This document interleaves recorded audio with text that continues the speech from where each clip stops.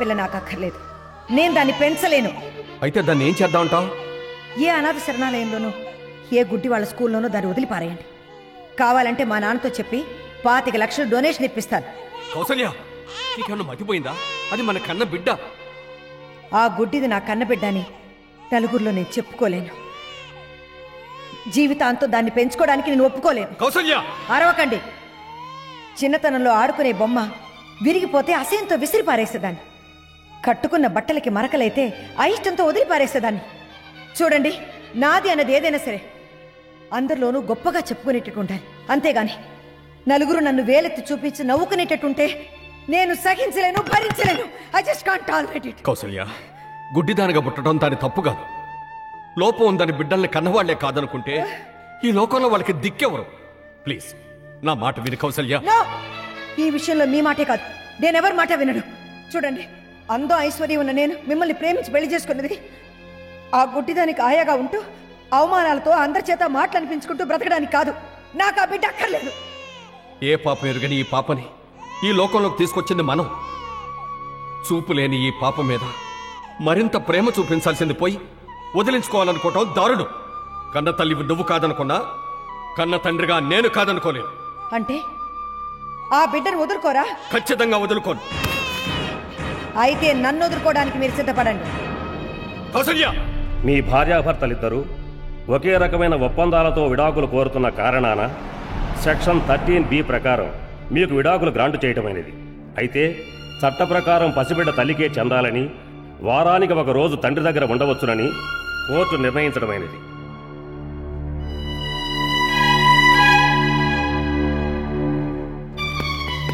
కౌసల్య, చూసావా కౌసల్య, చట్టం న్యాయం కూడా తల్లి బిడ్డల బంధం తెగిపోకూడదనే తెలియచేశాయి. చూడండి, కోర్టు దీన్ని నాకు అప్పగించిందే తప్ప నేను దీన్ని ఒప్పుకునేటట్టు చేయలేదు. చట్టం న్యాయమే కాదు, ఆ భగవంతుడే దిగి వచ్చి నాతో చెప్పినా నేను ఈ గుడ్డి బిడ్డకి తల్లిగా ఉండను. నాకు ఇది అక్కర్లేదు.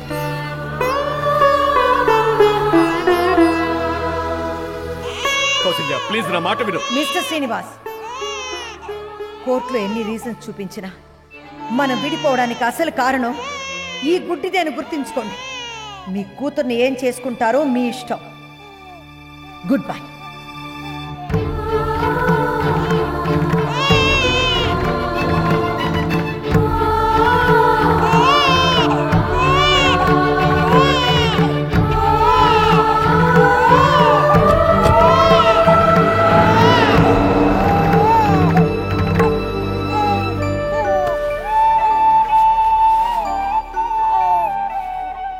అమ్మా, నా చిట్టి తల్లి, ఈ లోకంలో ప్రతి బిడ్డని పెంచటానికి, అనురాగం పంచటానికి అమ్మా నాన్న అని ఇద్దరుంటారమ్మా.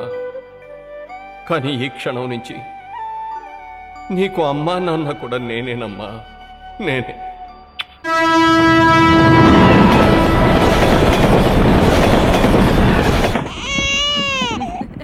తీసుకోరు నాన్న, పట్టుకో. మాస్టరు, మాస్టరు, పాప ఏడుస్తుంది. కష్టం మాస్టరు. ఏడ్చే పిల్లలు బంతిలా కిందకి మీదకి ఎగరేయటం కాదు, దానికి టెక్నిక్ ఉంది. అది ఆడవాళ్ళకే తెలుస్తుంది. అవును, వాళ్ళ మదర్ ఎక్కడా? లేదండి, దీనికి ఈ లోకంలో నేను తప్ప ఇంకెవ్వరూ లేరు. అయ్యో పాపం, ఆకలికి ఏడుస్తున్నట్టుంది. ఇటివ్వండి. ఇలా ఇవ్వండి. పాలు పట్టు.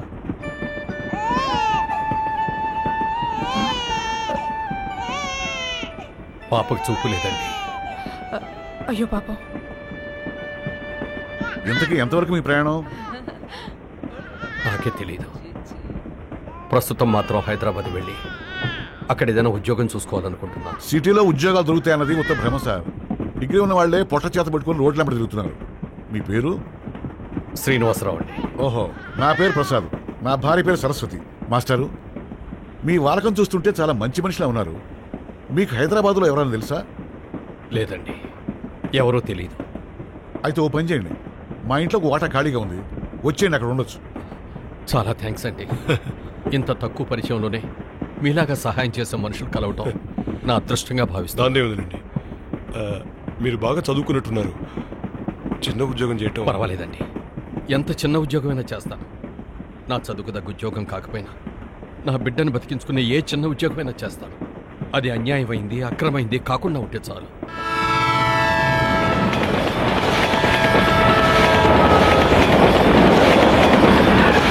మీల్స్ అండి. మీల్స్ నాన్ వెజ్ ఒకటి. నాన్ వెజిటేరియన్ ఒకటి అండి.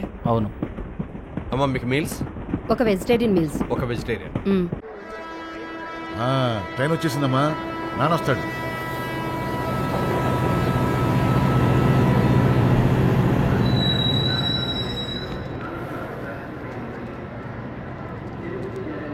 వాసు, ఏంటి ప్రసాద్, పాపని తీసుకుని ఎలా వచ్చావు? నాన్న, ఈ రోజు నా పుట్టినరోజు కదా, అందుకని నీకు చాక్లెట్ ఇద్దామని వచ్చాను. అరే, పొద్దున్న హడావుల్లో మర్చిపోయానమ్మా.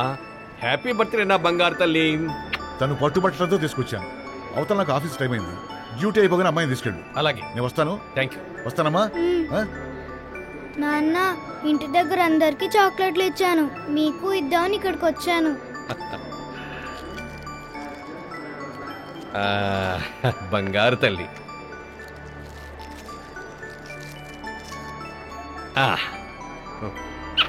ఏమిటయ్యా వాసు, ట్రైన్ ఆగి 10 నిమిషాలు అయిపోయింది. మీల్ సప్లై ఆపేసి ఇక్కడ కూర్చున్నావు. ఎవరైనా కంప్లైంట్ ఇచ్చారంటే నీ ఉద్యోగంతో పాటు నా క్యాంటీన్ లైసెన్స్ కూడా ఊడిపోతుంది. వచ్చేస్తున్నాను. తొందరగా రావయ్యా బాబు. అలాగే రా. అమ్మా మీనా, నేను ఇప్పుడే వచ్చేస్తాను. నువ్వు ఎక్కడికి వెళ్ళకమ్మా, ఇక్కడే ఉండు. ఇదిగో తీసుకో, ఇప్పుడే వచ్చేస్తానమ్మా. రూపాయి బిల్లు పడింది.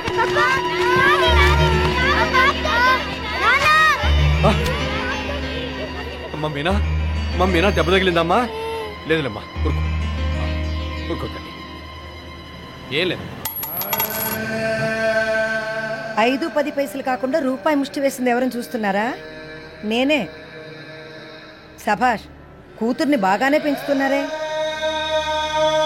అనాథ కాకూడదని పెంచేది ఇలా అడుక్కునే దానిలాగా చేయడానికేనా? కౌసల్య, అవునులేండి, వేన్నీళ్ళకి చన్నీళ్లు తోడన్నట్టు మీ ఈ ముష్టి ఉద్యోగ జీతానికి దాని ముష్టి డబ్బులు కూడా తోడైతేనే కాస్త కడుపు నిండా తినొచ్చు. నీకో విషయం తెలుసా?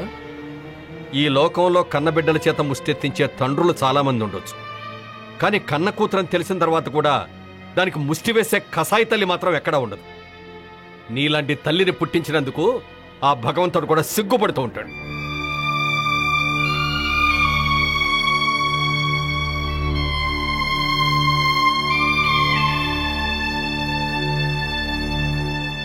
ఏమయ్యా వాసు, సురేష్ ఇంటికి వెళ్ళి వాళ్ళ పెద్దవాళ్ళతో పెళ్లి విషయం మాట్లాడావా? ముహూర్తాలు ఎప్పుడు పెట్టిద్దామన్నారు?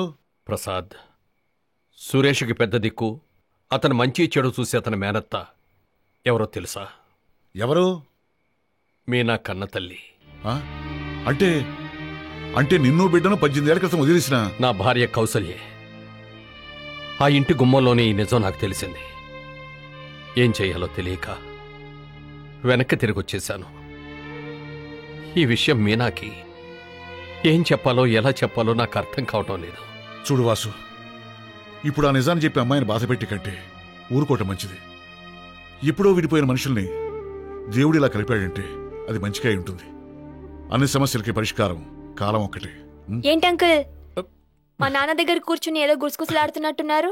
అబ్బాబే, ఏం లేదమ్మా, నీ పెళ్లి గురించే. పందిరి అంత పెద్ద చేయించాలి, స్వీట్స్ ఎన్ని రకాలు చేయించాలి, బ్యాండ్ ఎక్కడి నుంచి తెప్పించాలి అని మాట్లాడుకుంటున్నాం. చాలండి అంకుల్, మీరు ఇక్కడ కూర్చుని నా పెళ్లి గురించి కబుర్లు చెప్తున్నారనుకోండి, ఆలస్యం అయిపోయిందని అత్తయ్య కంగారు పడుతుంది. కరెక్టేనే మోయ్, ఆ కంగారులో నా కోసం పోలీస్ కంప్లైంట్ ఇచ్చినా ఇస్తుంది. వస్తా వాసు. అలాగే, వస్తానమ్మా. అలాగే అంకుల్. రా నాన్న, ఇప్పటికే చాలా ఆలస్యం అయిపోయింది, అన్నం వడ్డిస్తాను.